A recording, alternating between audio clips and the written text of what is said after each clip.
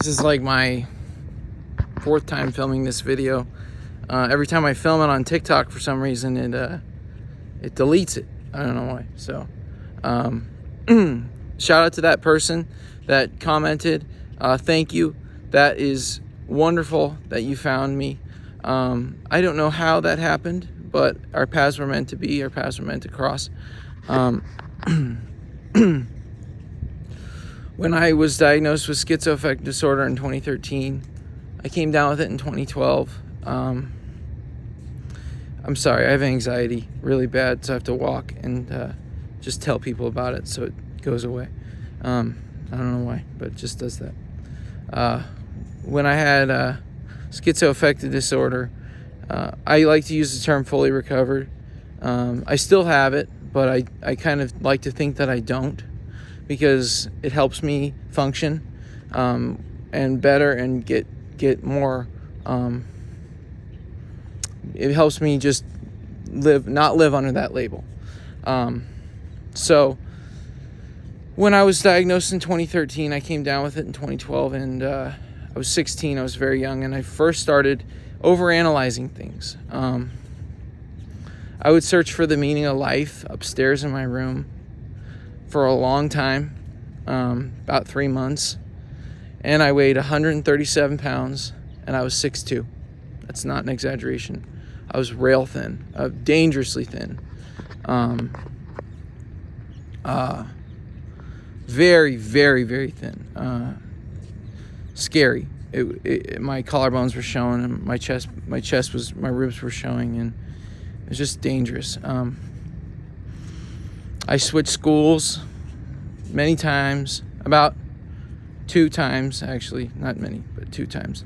And I went to behavioral medical clinics, which are corrective behavioral facilities with people in society that have problems behaving in society. I went to 3 different I had 3 hospitalizations in mental institutions. And I had some really low lows. I've had about 10 rock bottoms in my life. I tell everybody that. They say, "Oh, you hit rock bottom." No, there's more. It gets darker. There are definitely times that it can get darker, I'll tell you that much. I started overanalyzing. I went to someone's house at like 3 a.m. It was more of a plea for help, a cry for help.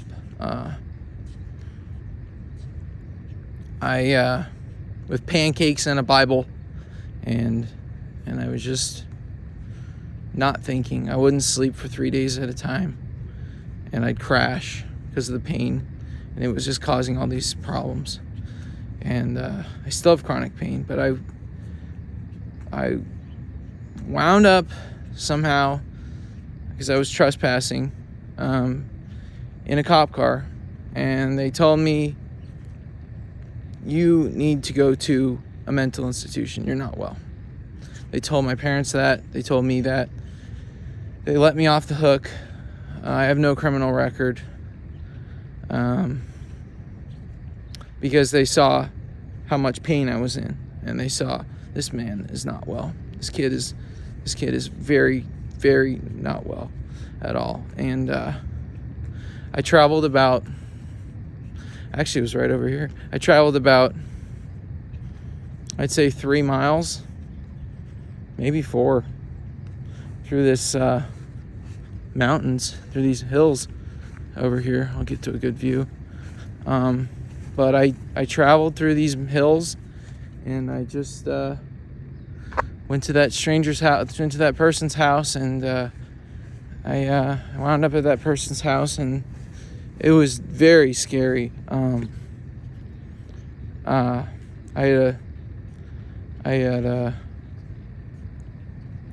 They took me to the ground. They said, "Who's your fucking friend? Where's your fucking friend?" And then they put me in handcuffs, and they put me in the cop car, and they said, "We're gonna let you go. some things to work out, and you're just a kid, and we're not going to ruin your life. And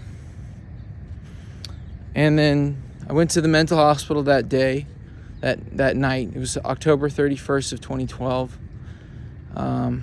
Halloween.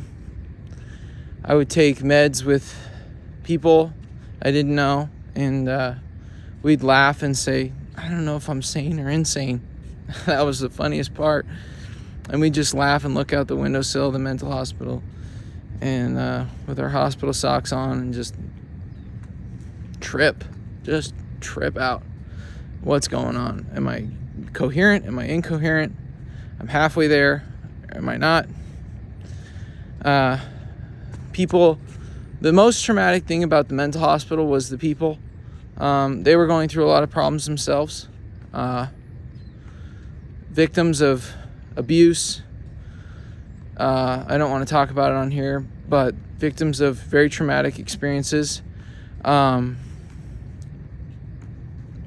People that would smash windows with baseball bats and just be very irate, and people that had a lot of problems. I don't know if I can talk about them on TikTok. Maybe I won't, because I don't want to get flagged. But there were very, very, very, very, very traumatic experiences that people were going through in these hospitals.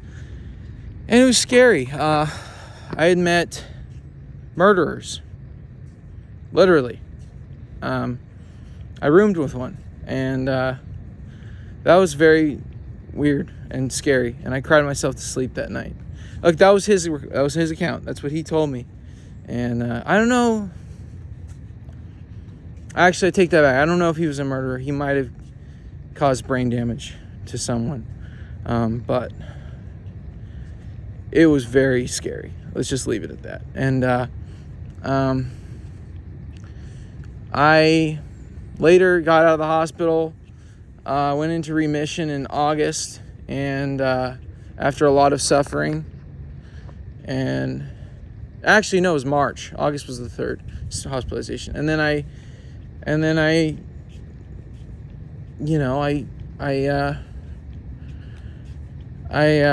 was not getting better because I was not taking my meds. I told the psychiatrist, no, I'm not going to take my meds. Fuck you. This is garbage, and I'm not doing this.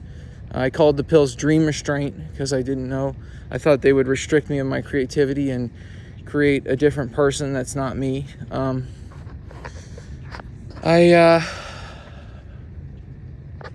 went to sorry, I just had to see if it was recording. I was just not coherent. Word salad all the way. I was sleeping once every 3 days, crashing. And even then, I wouldn't sleep very much when I'd crash. Thin as a rail. So I'm thin as a rail. I got sleeping problems. I got chronic pain. Stay up all through the night searching for the meaning of life. And here I am at my uncle's house. They said, and I reverted to a childlike state. I really did. People thought I was gay because of it. And I would talk like a child. And it really affected me because people always thought I was gay, and they would bully me and make fun of me, and yeah, it was very sad. And I was going through so much trauma at the time. The only way I knew how to cope was to act completely innocent, and that's just what happened. That's just life. And as the trauma recovered, I slowly got out of that state, but it was very, very, very sad times. And I stayed at my uncle's house. I lit a match and I put it in the drain, and I burned the drain cover. I don't know. And I broke a bass guitar string, and it was just really weird. And I just remember Uncle Tommy telling my dad, you need to get him help. He was saying, you need to absolutely get him help. He's not well. And I was flunking went to a charter school, switched schools that I'd been to all my life, and when I flunked, so did my mental health, and it all just went together. And I like to block a lot of stuff out. There was a lot of things that I went through that I was creating truth boards, screaming at my parents, leaning over their bed in the middle of the night and just waking them up and telling them I'm not well and I'm scared, and they were worried about me too, and I was just not thinking right. And I'd stare at a wall at one point for like an entire day and an entire night, and just in depression, thinking obsessively with racing thoughts. I remember my mom saying behind the door, "Just let him sleep. He's been up for 4 days." So very scary. Just trying to get me on meds, just trying to keep me alive. Cuts on my arms. I'd show my friends these cuts on my arms. I don't know if you can see them. Yeah, there's one. These are faint now, but there's a few more. And they'd see that, and they'd get pushed away, except for my friend Ben. Shout out to Ben. He saved my life one summer. And I'm going to name my child Ben after him, my firstborn child. If I ever have a son, I'm naming him Ben, because he saved my life. He was the only friend I had during my mental illness that was consistent. So shout out to Ben. And I just went through a lot of crap. It hurt, man. Freaking terrible. I would switch schools all the time, and I was not making any friends because I was talking like a child, and I'd sleep very rarely, and it was just sad. I was just not making any sense. I was word salad all the way, just screaming word salad and talking to myself and saying the trees aren't real, and I'm infecting people when I look into their eyes, and I was screaming, "What did she say? What did she say?" And this is not even my recollection. This is from a video that I had when I was talking to my cousin, who I looked in their eyes differently, and I was worried about that I infected her. It was just traumatic, and I would tell her about Jesus Christ, and the first time I heard Jesus Christ's name, and I was sad, and it took me over, and I was very depressed, and it was just weird. It was just weird times. But and I'd go and I'd cry a lot. Sometimes the pain was just so uncontrollable that I didn't know how to express myself but to just lay on the floor and just cry. And my Aunt Dina came in on me one time when I was crying, and I said, I felt a lot of things. And I would just cry as I was saying it. And yeah, it's hard. Stayed at my uncle's, and he said I needed help, and I got into the hospitals, and they were very, very, very disturbing. Everyone was going through a lot of trauma, and that amplified my trauma by a ton. Really did. It made my problems much worse. So it's very scary. But if it's necessary to go to a hospital, you have to go to a hospital. So, I mean, if it saves your life, do it. Yeah. After that, after all those traumatic experiences, I was just not getting better, and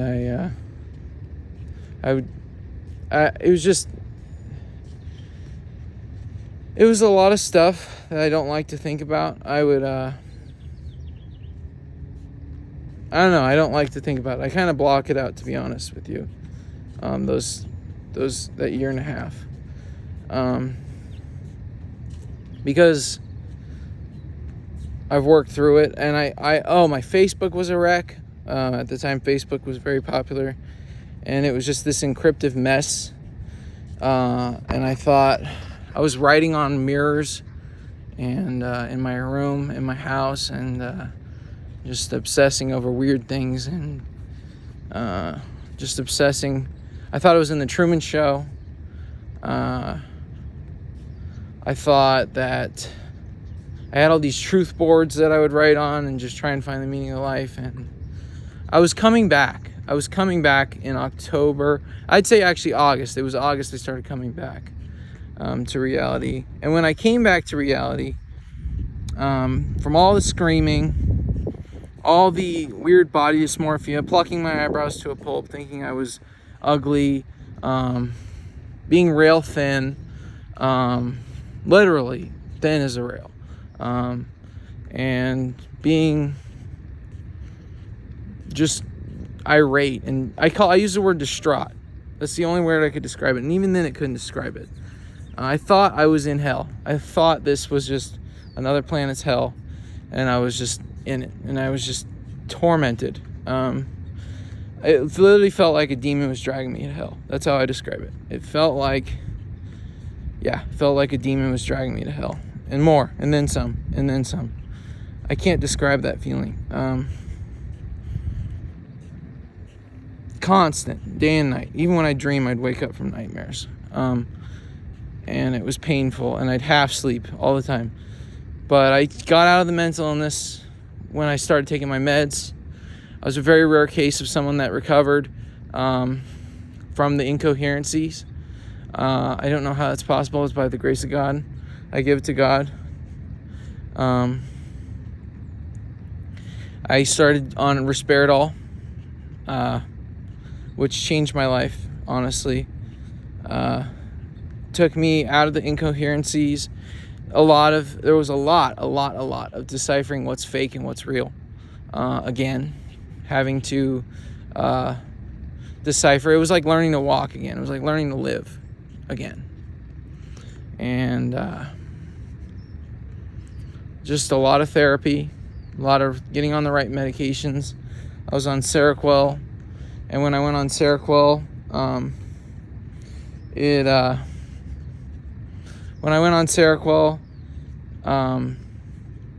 it caused me to have mask face syndrome, which is like it's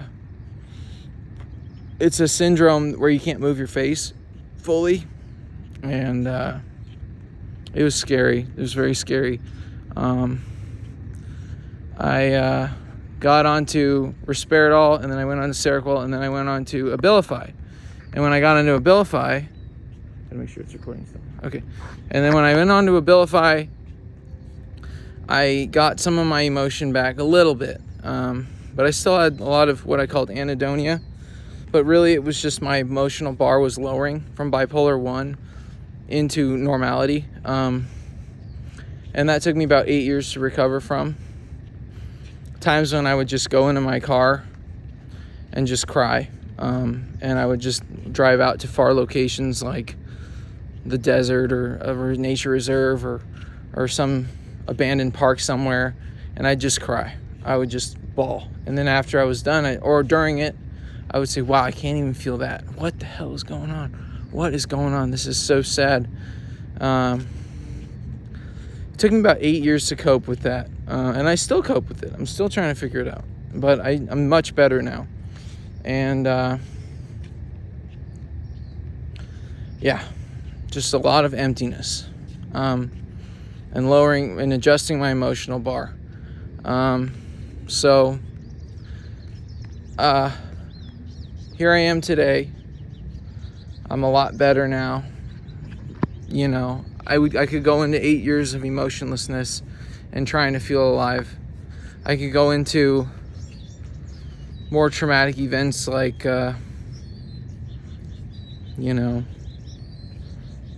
addiction with loved ones and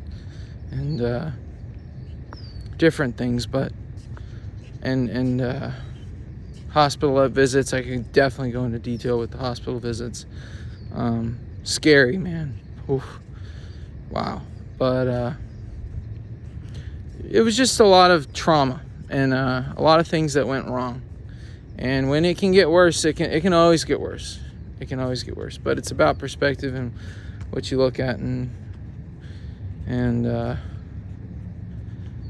I was it's about perspective and what you put your mind on. And if you need meds, take them. That's all I can say. It's a journey. It's a road. But from one schizoaffected person to the other, one person with a mental illness to another, take them. Take the meds. Trust me. Trust me. Just trust me. It's worth it. You'll see. It won't be like it used to, but you'll see, wow, I needed those. With time, you'll see, wow, okay, this was not good for me to be off of these. And you'll see with time, wow, this is what I needed. There's they don't understand why the meds work, but they do work, and they work for me, and they work for a lot of people. So never give up on experimenting with the right meds with your doctor, with trying the right meds with your doctor. And from one mentally ill person to another, take them. So with this, I leave you. I hope you got something out of it. And thank you, person that posted that and found that comment. You really, really made my day. Sincerely. I really mean that. Thank you for finding me. I think it was a God shot that this stuff happened and that we found paths together. So let's keep pushing and beating the stigma. Let's keep going to NAMI. Let's keep beating the stigma around mental illness, because it's sad. It's a lot of pain, and people just need love. That's the bottom line. All right, I'll see you guys. Bye.